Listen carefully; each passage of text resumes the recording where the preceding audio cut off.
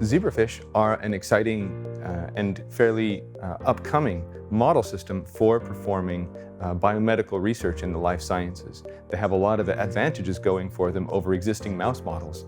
They have very fast reproductive times, and they're much cheaper and more economical for the husbandry. So you don't have all those extra costs, and you get more throughput just by their reproductive time.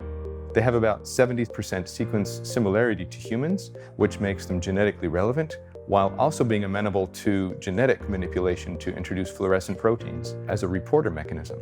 The size of the zebrafish is also an important advantage because they're very small. So in their young stages, they're transparent, making them very amenable to microscopy.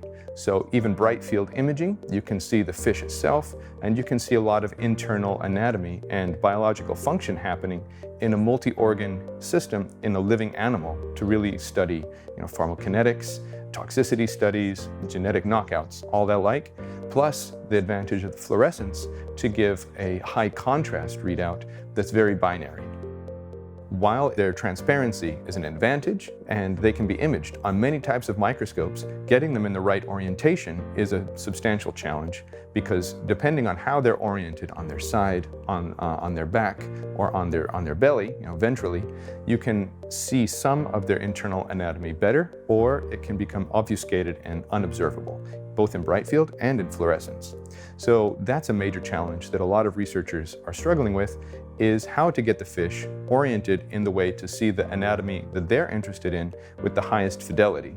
Another challenge is, once the images have been acquired, is actually extracting meaningful data from them so that the images themselves to a human are easily interpretable. We're able to see the fish, we see the organs, but telling that to a computer has been very challenging.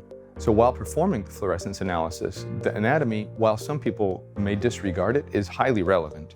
For example, specifically, the yolk sac has a high degree of autofluorescence in the commonly used GFP channel.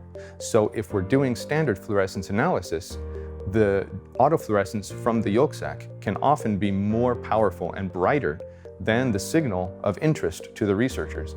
So the anatomy is important and cannot be readily distinguished using standard fluorescence analysis techniques. IDEA Biomedical specializes in automating solutions for image acquisition and image analysis. Our Hermes platform, that includes the Hermes microscope and the accompanying Athena software, have been cited in over 100 scientific journals, supporting high-impact research globally. As a small company, we work very closely with our clients and through them have recognized the need for image analysis in zebrafish. So together with our clients, we have developed a novel deep learning-based algorithm to identify the fish and internal anatomy in bright field images, which is a completely label-free image acquisition requirement. From that image analysis, we're able to extract the fish contour and all of the internal anatomy. We then extract quantitative information about the morphology of the fish and its internal morphology. Then we also use that information to study the fluorescence signal that may be present, so that we can study specific localization of the fluorescence within the zebrafish anatomy.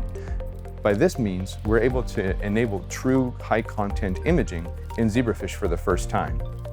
So up until now, this software package has only been part of our Hermes platform, but now we are moving it to become a standalone product to support all zebrafish researchers no matter what type of microscope they use. In this way, we hope to support researchers who need to analyze a few dozen images per week or even hundreds per week. There's no throughput limit. And by identifying all of this, we hope to empower zebrafish researchers to extract more from their data.